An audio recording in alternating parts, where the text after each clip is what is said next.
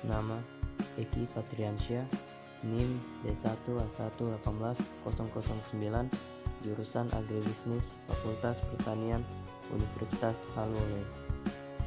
Mata kuliah Politik Pertanian. Perkembangan politik pertanian. Reformasi kebijakan yang terjadi pada dua kurun waktu era pemerintahan kolonial, yaitu pertama dari Foch sampai dengan politik pertanian yang ditopang hukum agraria.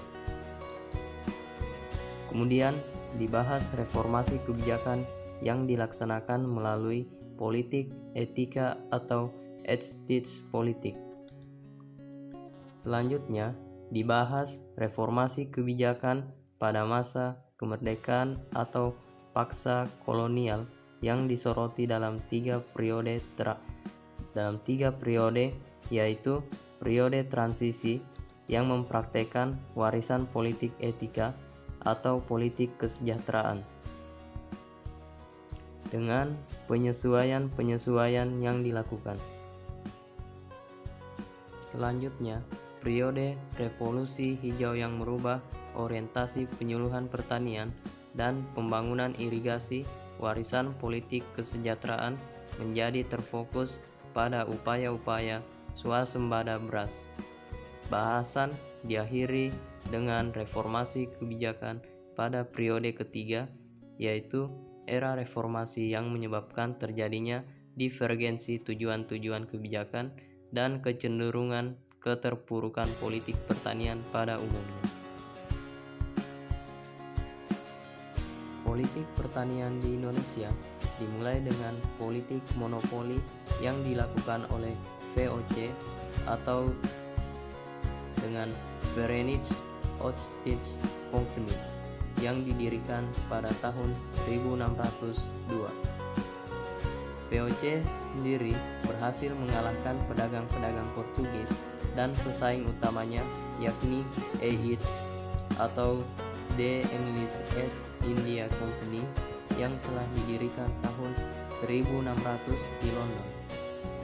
Pada tahun 1829, Johannes van den Bosch mengusulkan kepada Raja Belanda untuk melaksanakan kulturstil di Pulau Jawa untuk memperkuat monopoli perdagangan komoditi-komoditi pertanian seperti kopi, tebu, dan nila sebagai komoditi ekspor.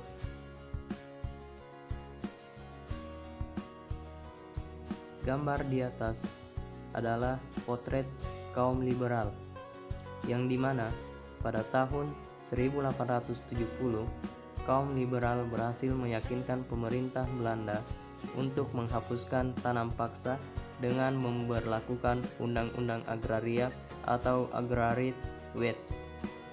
Salah satu kepentingan politik undang-undang ini bukan hanya menghapuskan tanam paksa, tetapi lebih dari itu, yaitu memperjuangkan kepentingan politik swasta Belanda untuk membangun usaha perkebunan di Indonesia. Salah satu butir pidato Ratu Wilhelmina adalah meminta pemerintah Hindia Belanda melakukan penyelidikan sebab-sebab terjadinya kemiskinan di Pulau Jawa untuk dijadikan landasan bagi kebijakan-kebijakan operasional pelaksanaan etika politik. Seperti gambar di bawah, yakni potret Ratu Wilhelmina. Dari perspektif politik pertanian, yang akan disoroti lebih lanjut adalah komponen politik etika yang terkait dengan ketahanan pangan, khususnya yang menyangkut irigasi dan edukasi, yaitu yang menyangkut pendidikan dan penyuluhan pertanian. Pada paruh kedua abad 19 ditemukan teknologi yang memungkinkan pembangunan irigasi dalam skala besar oleh pemerintah kolonial Belanda. Rintisan pertanian menetap di wilayah dekat aliran sungai membuka wawasan masyarakat petani melakukan upaya menangkap aliran air yang berasal dari sungai untuk dialirkan ke lahan yang ditanami padi. Gambar di atas adalah salah satu contoh saluran irigasi, yang dimana perjalanan perkembangan irigasi selama kurang lebih 1 abad boleh dikatakan sebagai misi pertama pembangunan irigasi yang ditopang oleh politik etika.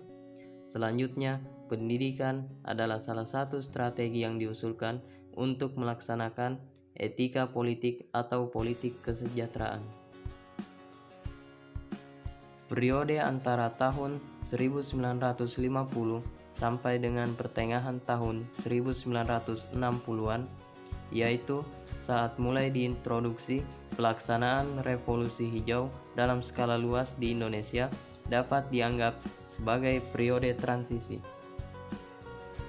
Kedua adalah periode pelaksanaan secara penuh revolusi hijau yang didukung melalui pelaksanaan rencana pembangunan 5 tahun atau yang disingkat dengan Revelita.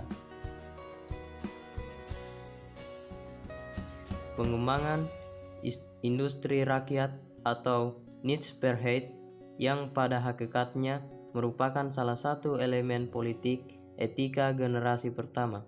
Tatkala terjadi krisis ekonomi pada tahun 1998 mengalami keterpurukan yang paling parah dibandingkan dengan sektor ekonomi lainnya. Dengan perkembangan teknologi informasi dan komunikasi yang sangat pesat, pendekatan sekolah lapangan yang menempatkan petani sebagai ahli pada lahan usaha tani mereka perlu menjadi langkah reformasi yang diterapkan dalam skala luas dan dengan pendekatan jaringan kerjasama antar kelompok petani diharapkan terjadi pembelajaran inovatif dalam skala luas, sehingga pertanian Indonesia di era yang sekarang ini dapat lebih maju dan mandiri dalam mengelola hasil dan lebih cerdas dalam politik pertanian sebagai landasan dalam menjalankan sektor pertanian itu sendiri.